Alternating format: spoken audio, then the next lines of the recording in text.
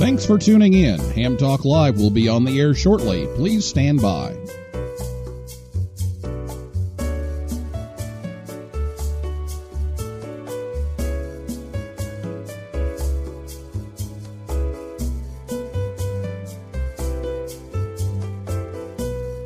Thanks for tuning. This episode of Ham Talk Live is brought to you by Tower Electronics. For connectors, cables, and more, call 920-435-2973 or visit pl-259.com. And by ICOM. Heard it, worked it, logged it. Visit www.icomamerica.com/amateur for more information about ICOM radios. It's Ham Radio.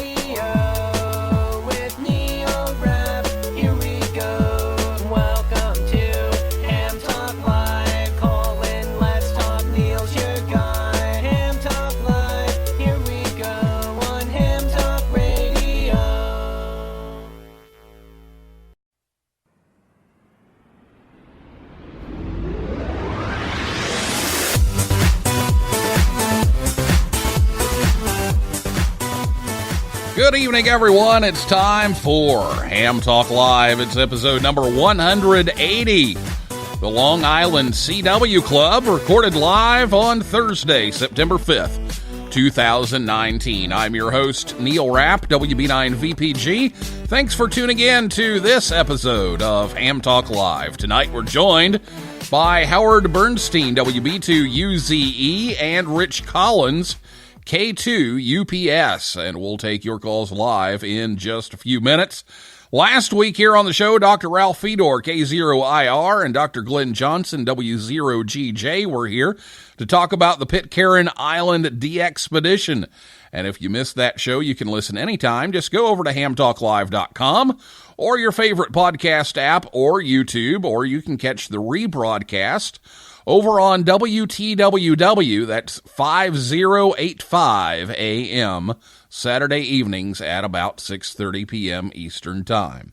So get your CW questions ready to go. If you're listening to us live on Thursday night, you can give us a call after the interview by calling 812-638-4261. I'll give you that number again here in a moment so you can write that down and have it ready to go. We'll talk to Howard and to Rich for a little bit. We'll take a break, and then we'll come back and we'll take your calls. And that phone number is 812-NET-HAM-1, 812-638-4261. You can also tweet us. Get over on Twitter. We're at Ham Talk Live on Twitter. And if you're listening on Spreaker, you can type into the comments, and that'll pop up here as well. So I'll be back with Howard and Rich right after this word from ICOM America, right here on Ham Talk Live. Heard it, worked it, logged it.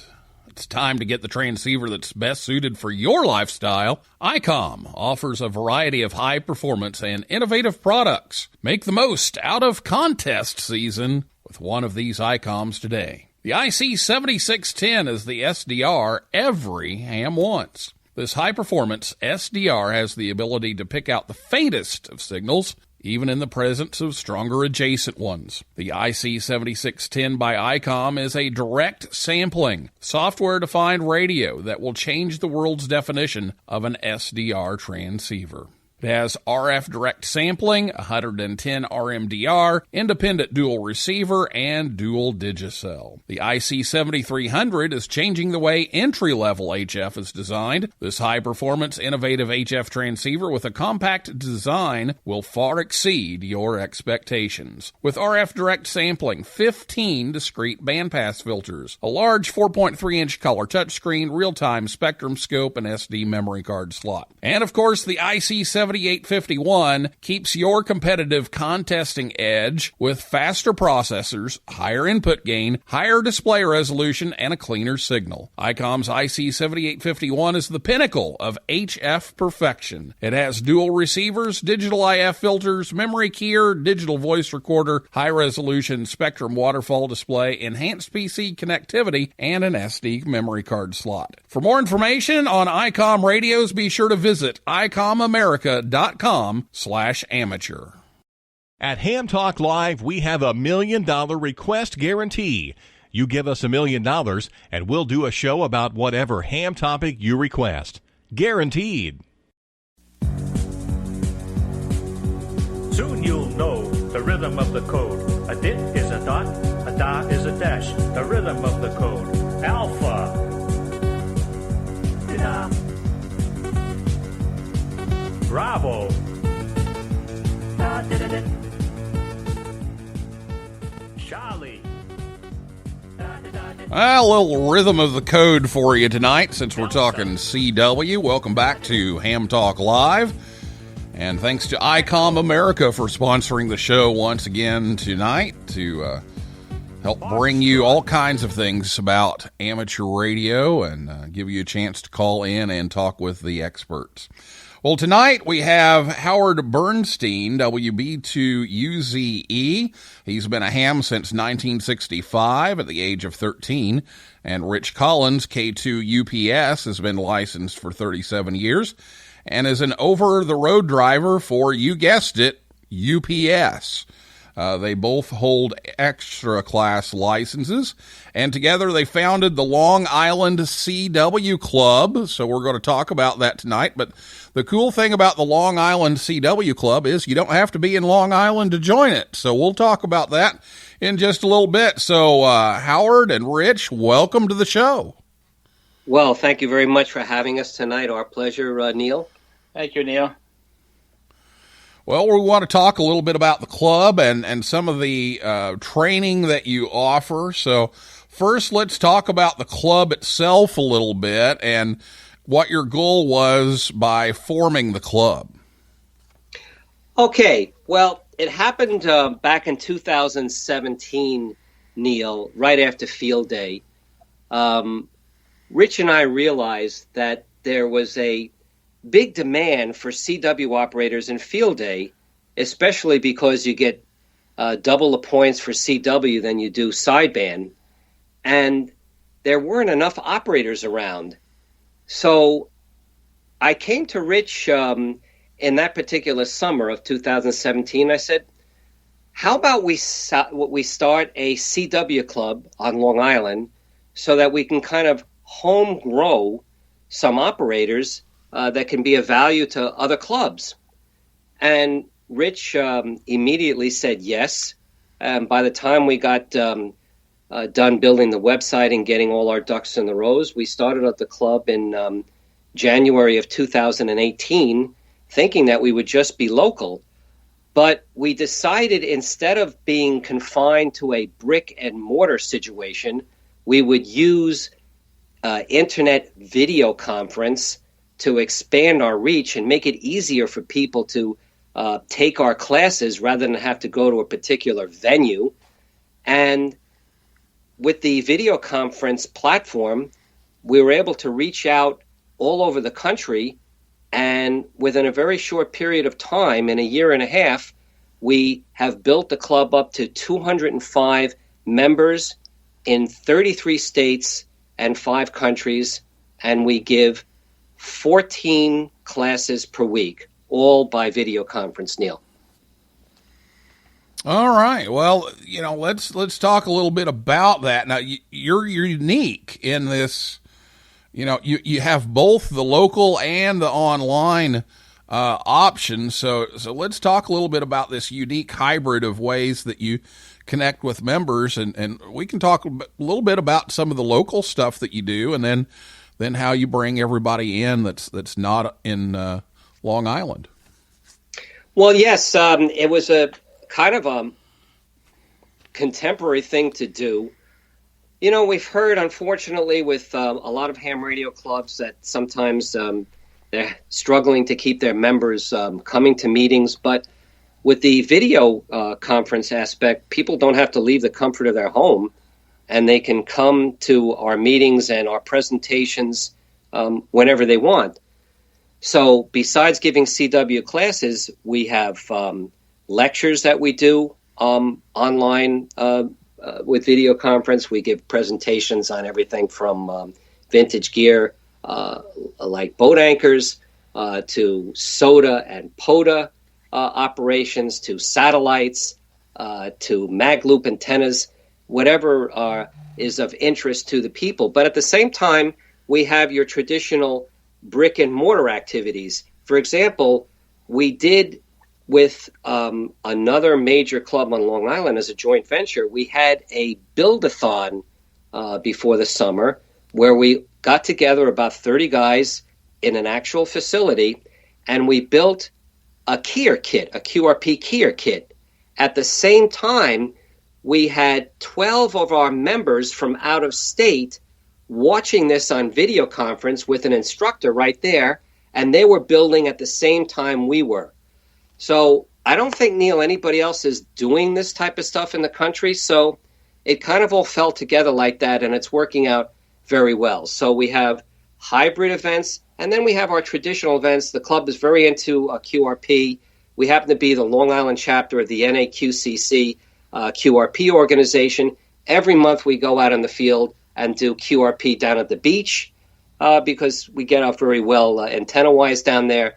We go to museums together. We go to auctions. We have lunches in a beautiful restaurant about every 3 or 4 months. We've been up to W1AW together. So we do all the traditional radio clubs, but we have that aspect of being hybrid also.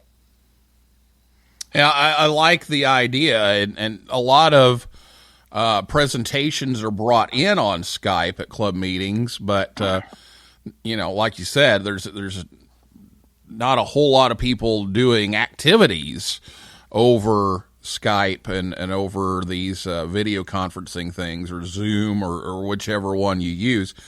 And I think that you're onto something. I think you've got something that can really expand. So that sounds like a great idea, and I welcome it for sure.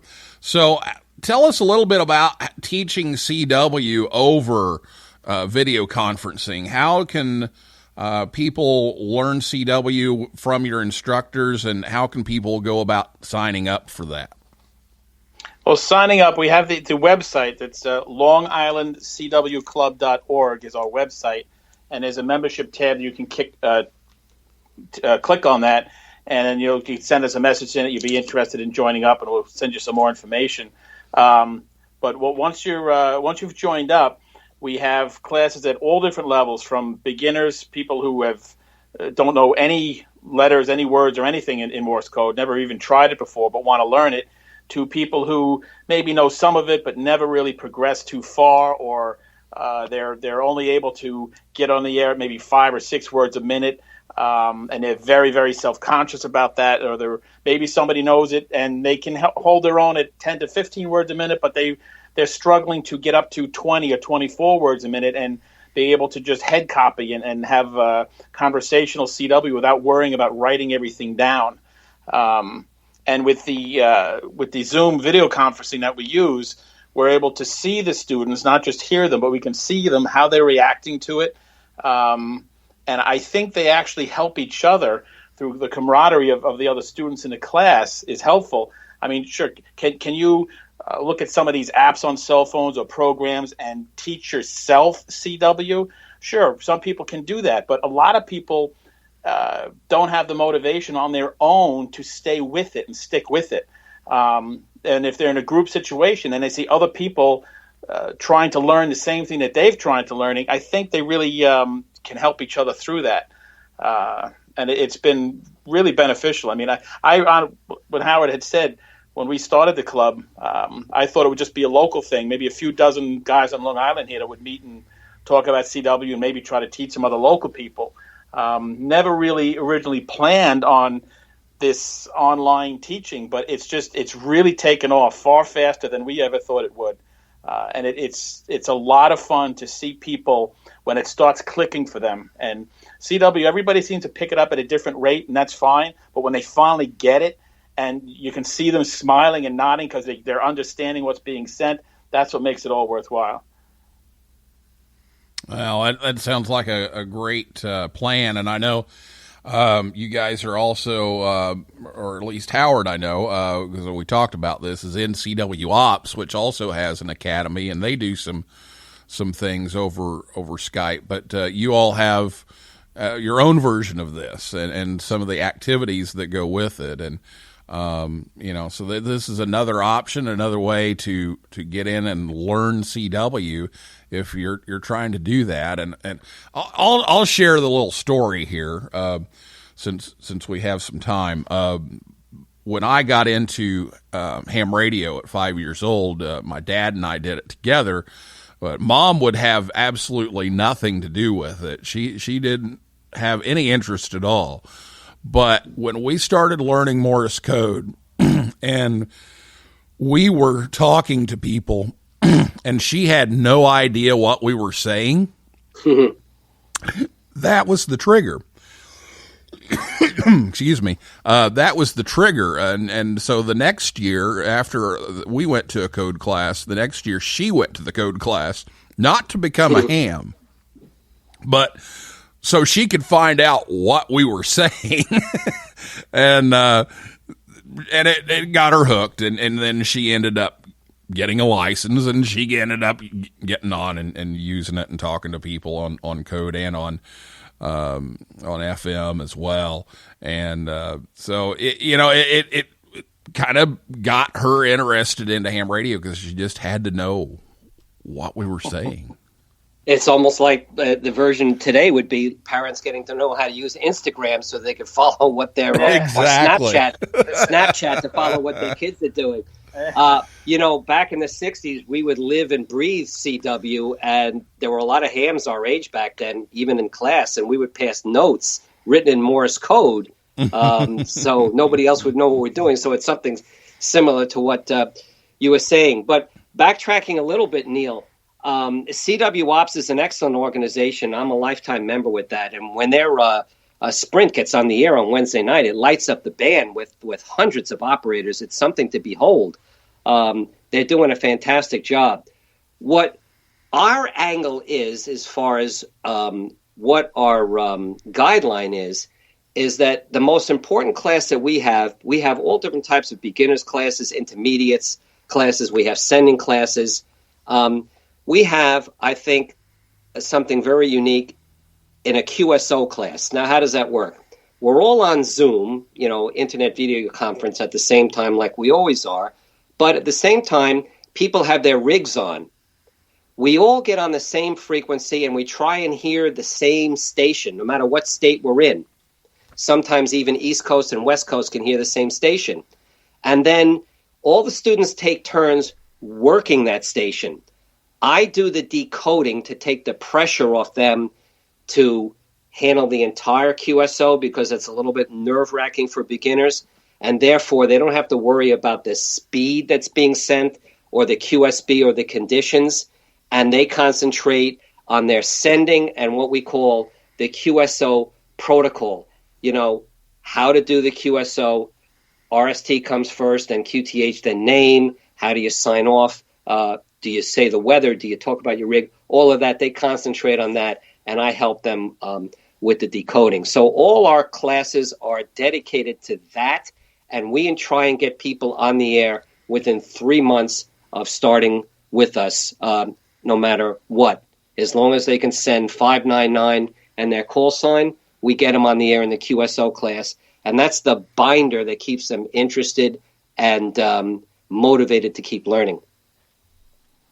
Yeah, I like that because you get some practical experience, and there's people out there like Gordo who does vacuum cleaning while the code's going on because that's a reality.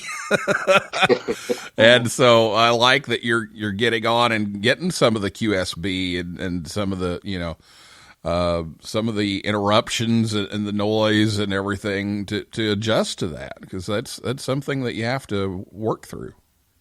Well, when they first get on, they're very nervous, and when they make their first QSOs, it's very rewarding, and we all give them a round of applause. And then most of them need to take a cold shower after that because they're all broken out in a hot sweat. But every time they come back to the QSO class, it gets better and better and better. So that's what we do. Rich is very involved in the beginners classes. He runs 4 beginners classes and gives them a really good foundation. We have quite a few teachers. We have classes every single night, and we have different teachers.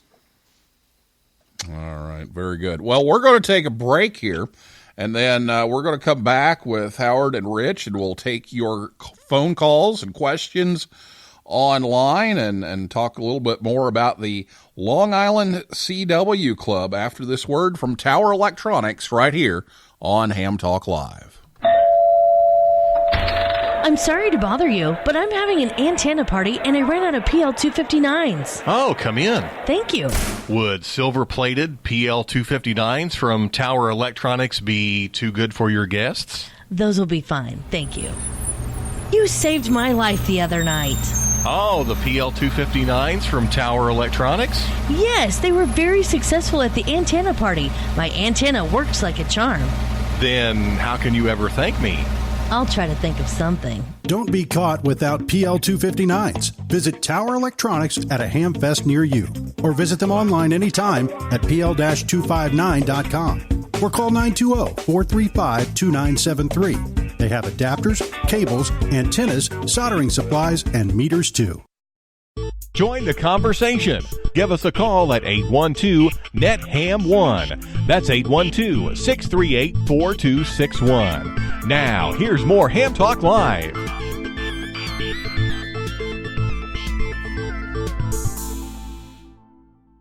We put the ham in Ham Talk Live.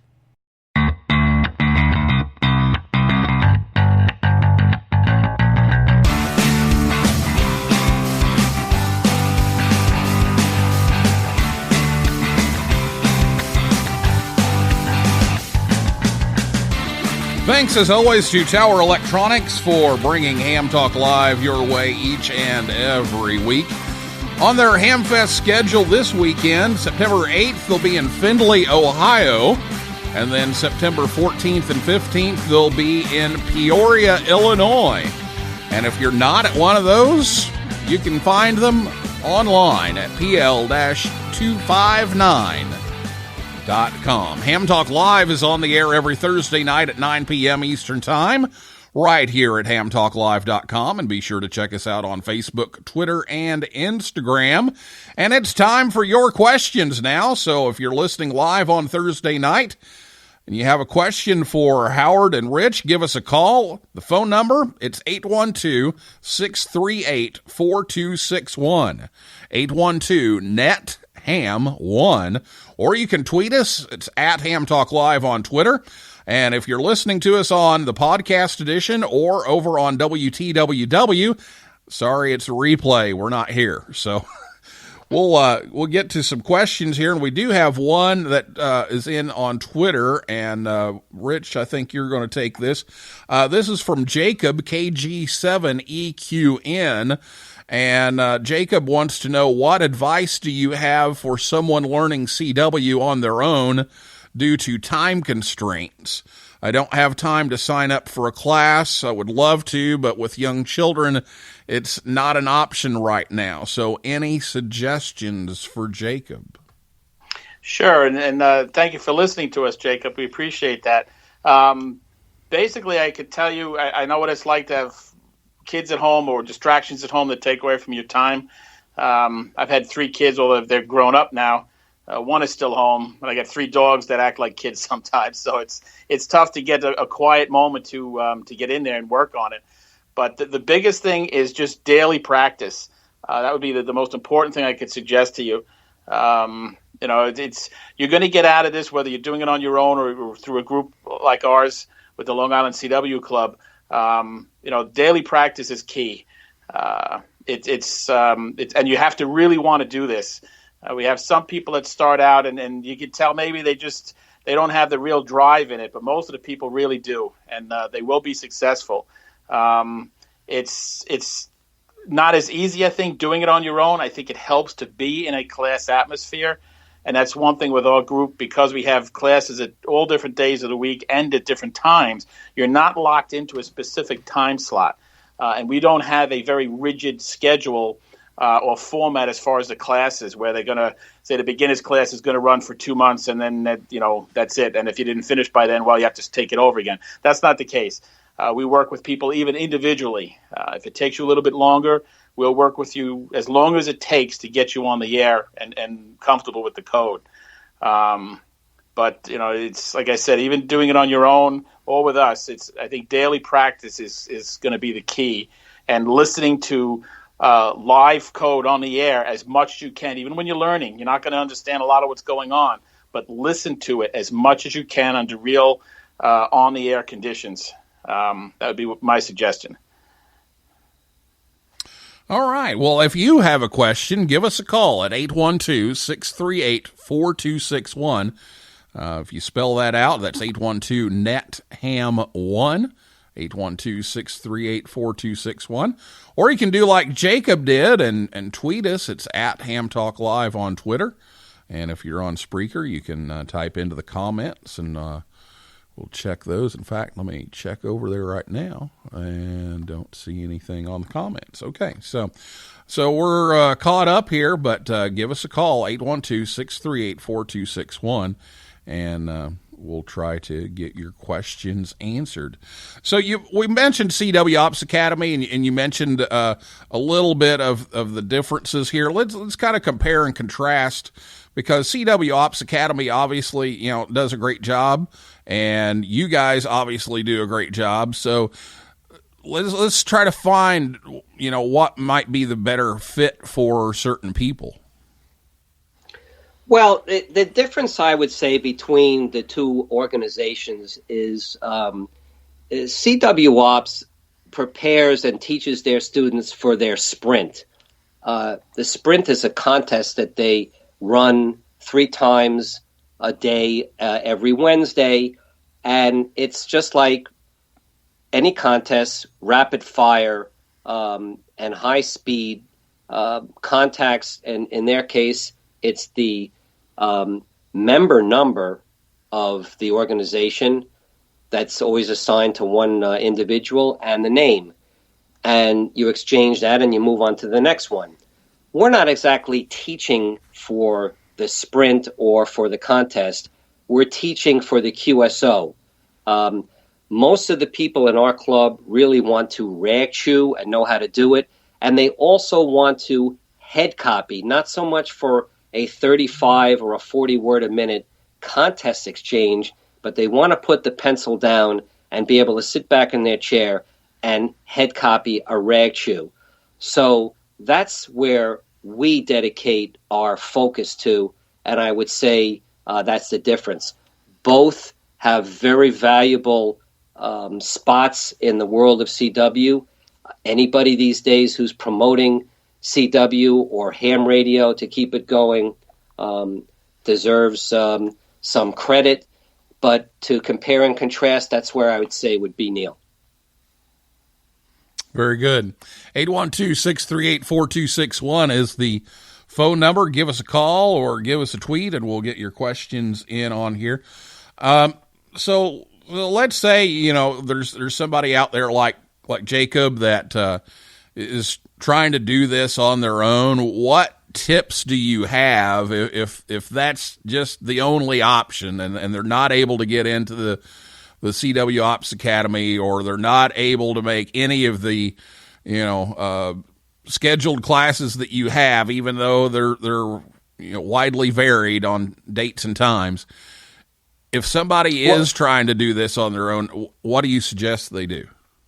Well, just to say, for Jacob, if you take a look at our website, longislandcwclub.org, and go over to the calendar page, right now we're on summer break. We only have 3 classes a week. But if you page back from, let's say, June backwards, you'll see what our time schedules are. It's all in Eastern Standard Time. I don't know where you are. You sounded like you had, I think, a W7 call, so he's probably out west. We have classes going up till 7 or 8 o'clock your time, and sometimes every day. you'd be hard-pressed not to be able to find one of our classes. Anyhow, as I always offer to any student, since I'm retired, I'm available anytime somebody wants to have a private lesson, and there's no extra cost or anything for this. We have some people that have some very sophisticated careers. We have one guy who's a orchestra leader, and he travels all over the world, and he's taken lessons from me. He's called in from China just to have a private lesson. We have time differences between the USA and Australia, where we have some members, and also Europe, and I've given private lessons to those members too. So if there's a will, we are flexible. It doesn't matter if you miss a class. So what I'm trying to say is it's very important to be tied in to a community, like Rich was saying, because when you're doing something abstract like CW, it's like learning a language. If you don't have anybody to commiserate with and share your experiences and your trials and tribulations and encourage you along, you're probably not going to make it through. It's very hard to learn CW, and you got to be there in a community. Can you do it? Sure.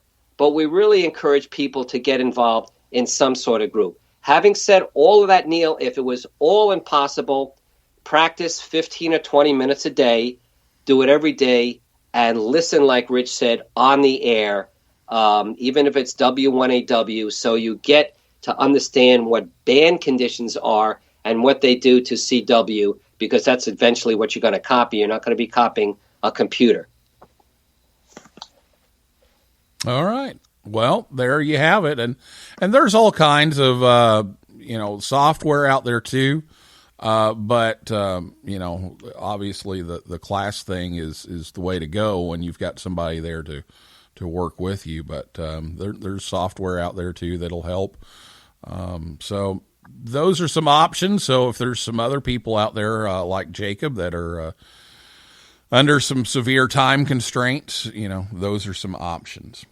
All right, well, let's take one more standby here for some calls at 812-638-4261, or give us a tweet at Ham Talk Live, and we'll try to get your questions answered here tonight. We're talking with Howard Bernstein, WB2UZE and Rich Collins, K2UPS, the founders of the Long Island CW Club. So we'll take some more questions here as those come in, and then we'll finish things up tonight. So 812-638-4261.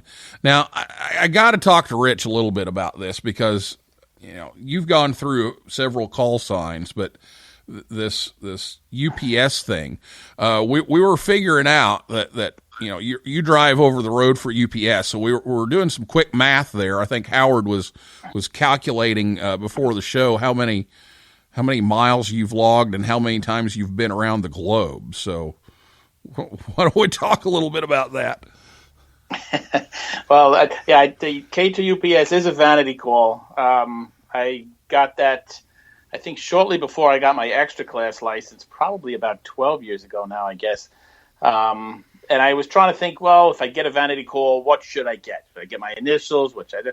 And for some reason, UPS popped in my head. I said, well, that might be fun. And I checked, and it was available. So I put in for it, and I got it. And I got to tell you, I've had a lot of fun using that call on the air. I get a lot of comments. People ask, do you actually work for them? Yes. Did they give you permission for it? No, they didn't have to. But I've been with UPS now. I'm in my 32nd year. Started out in the little brown package cars, as they call them, even though they're small trucks, they call them package cars. And after about 10 years, moved into the tractor trailer or the feeder department. And I was working mostly nights, but home every day. And then I got a chance to try the long haul.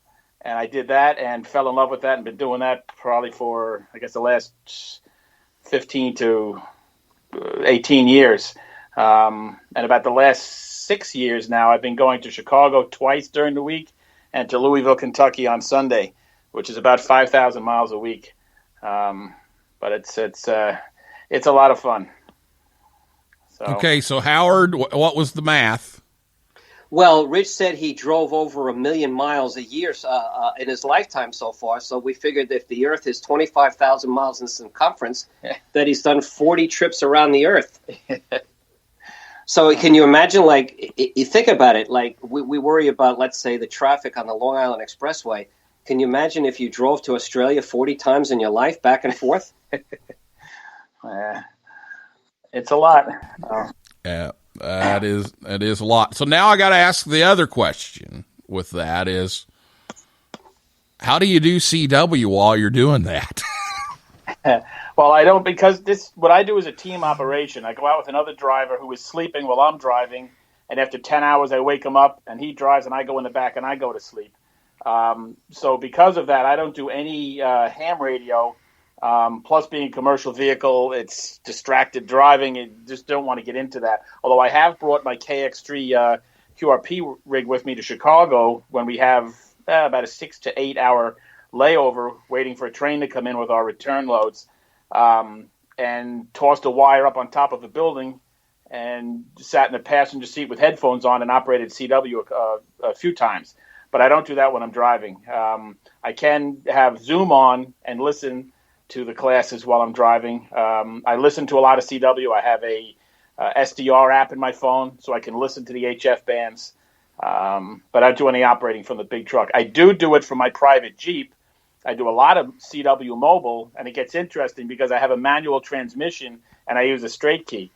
So that's not for the faint of heart, but it's a lot of fun. You know, it's interesting when Rich comes in on Zoom during one of the classes when he's driving. He's got this very big steering wheel in front of him. He's wearing this brown uniform. It's dark out at night, and he turns his phone around so we see the road and all the street signs. And it's just amazing with this internet these days, and with a video conference platform like Zoom, we could have guys in Long Island that are the same strength and clarity as Rich on the road, as a guy in Australia. We're all equalized by the internet, and therefore the classes are seamless no matter where people are. Yeah, it's really neat. Actually, Neil, I called in from a cruise ship 2 weeks ago to see how one of the classes were doing. So am I going to have to ask Rich QLF? No, I send pretty good. Although we are going to set up a big key similar to what the Stray Key Century Club has done at Dayton. They usually have a large key they put on the ground and get people to send with their left foot. But but I like any type of between the 5 different types of keying apparatus, between a straight key, a side swiper, single paddle, dual paddle, with an iambic keyer, and a bug. I have examples of all of them. I have probably close to 40 different keys right now, and I use all of them. I rotate them in and out at home, and at any one point, there's usually at least 5 of them hooked up in series to the radio. So if I want to change keys, I just move my hand. I don't have to unplug and plug something else in. I like using them all. Well, for those that don't know, QLF is this imaginary Q signal that's are you sending with your left foot, because it sounds like you're using your left foot to send. So anyway, had to throw that in there. Well, we do have one more question, so we're going to end with this question here from Ryan Trillinger, Ryan, I'm sorry, I don't have your call in front of me and I forgot it. But it says, I have been interested in ham radio for over 50 years, but listening to the CW records on a phonograph didn't work. Then I tried cassettes in my car while commuting in the 70s. That didn't work. Now that I have time, what next? Well, the method that we use, and it's used by a lot of the online and apps, is a combination of Koch and Farnsworth. Koch is a fixed random order of letters. So if you have any other app or program that you find that says it uses the Koch method, they're going to teach the exact same order of letters that we use. I believe the military had taught it like, say, EISH5. They taught all the letters that were similar, like, 1 dit, 2 dits, 3 dits. Then the same with the dashes. But that, in my mind, leads to a student to counting. And once you start counting, that's really bad. Morse code is an audible language. It's not a visual language, well, with the exception of semaphore or flashing light. But you don't ever want to use any kind of method that will lead you to counting the individual dits and das in the letters. That will really severely hinder your ability to increase your speed. Stay away from any sort of visual aids. I know there's charts out there. You can put your finger on it, and every time you hear a dit or a da, you follow it down this little ladder, and at the end it'll tell you what letter was sent. They're gimmicky, but they're not going to do anything to help you learn it. Same thing with these phrases, like, say, the letter Q, da, da, da, da, God save the Queen. People hear that, so they hear da, da, da, da, and if they learn those phrases, they have to think what phrase that is. Okay, God save the Queen, and that's the letter Q. You just decoded that letter twice, okay? And it's pointless to do that. If you're trying to get up to good speed, you want to learn the code at the speed that you like to operate it at, which is what the Koch method does. It sends the characters at least 20 words a minute. But Farnsworth gives extra spacing between those letters, so that overall word speed might be as slow as 5 words a minute. But the individual letters are still being sent at 20 words a minute or higher, so that your brain hears the sound that each letter makes, not the individual elements within that letter. And as you're training your brain and you're learning the language, because that's exactly what you're doing, then you reduce that gap. So instead of being 5 words a minute, you get it up to 10 and then 15, until ultimately you don't need that extra spacing because you have trained your brain, you've learned the language, and now you're operating Morse code with everybody else. Yeah, I can testify to that, because when I learned the numbers, I counted. The rest of the time I didn't, but numbers still get me because I'm sitting there counting them, and that will do it. So totally agree. Well, guys, I think that's all we've got for tonight, but I appreciate you coming on. Appreciate you sharing the information, and let's remind everybody of the website again, and then we'll take some final comments here before we go. Well, thank you very much for having us, Neil. It's our pleasure. It was a lot of fun to be a part of this. And our club website is longislandcwclub.org. We put a lot of things up on that website of interest for CW. There's CW in the movies. There's historical photos of CW back from World War II all the way till today. It's just chock full of all type of things that would be interesting to any CW aficionado, and you could probably spend a couple of hours paging through all of that. So you can find us there, and you can have a lot of fun on the website. All right, so there you have it, Long Island CW Club I forgot already. Org. And you can find them there and find all kinds of good stuff there. So guys, final comments here. Rich, go ahead. I just thank you for having us on, Neil. I appreciate it. And again, if anybody's interested in learning, please check us out. We want to help everybody to have as much fun as Howard and I have operating CW. Yeah, that's right. Should have mentioned that a long time ago. Our motto is having fun with CW. If you're not having fun, you're not going to learn it. So for Ryan, who was saying, what next, you really got to be involved with the community to get the most out of learning. Learning by yourself or doing anything by yourself is not a motivating thing. It's better to be connected to like-minded individuals. Now, I remember those records, and I remember how fast I memorized the records. And I found the other day, the original set of Farnsworth records that one of my college professors gave me. He was cleaning out some stuff, and he had those and gave them to me, and I still have them around. But you'd memorize everything pretty quickly on those. So that's exactly one of the downfalls. Right. But it was cool that you could adjust the speed by adjusting the speed of the record. That was kind of cool. Well, put it this way, Neil. I still have my 1965 Amico code practice yes. record that I was the used. one I and used. I still have my Garrard turntable where I could increase the speed. So I have all of that stuff still in the house. Yeah. So technology has changed, but the code has not. So it's still there, and we hope that people can take advantage of these opportunities to have a community that teaches CW, and if they want to learn it and get on and make some contacts. So, guys, thanks so much for being on, and I'm sure we'll be talking again in the future. Well, thank you very much for having us, Neil. I really appreciate it. It's our pleasure. Thank you, Neil. All right. Well, that is a wrap for this week's edition of Ham Talk Live. Thanks to my guests, Howard Bernstein, WB2UZE and Rich Collins, K2UPS, and everybody out there in cyberspace for listening and calling in and typing in.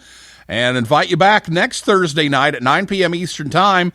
Dave Swartz, W0DAS, is going to be back to talk about the WWV 100th anniversary special event station. They just did some testing, so we're going to talk about that and remind everybody of that special event coming up here very soon. And for a list of all of our upcoming guests, you can find that at hamtalklive.com. And if you like the show, please leave us a review. That helps others find us faster. So for now, this is Neil Rapp, WB9VPG, saying 7375, and may the good DX be yours.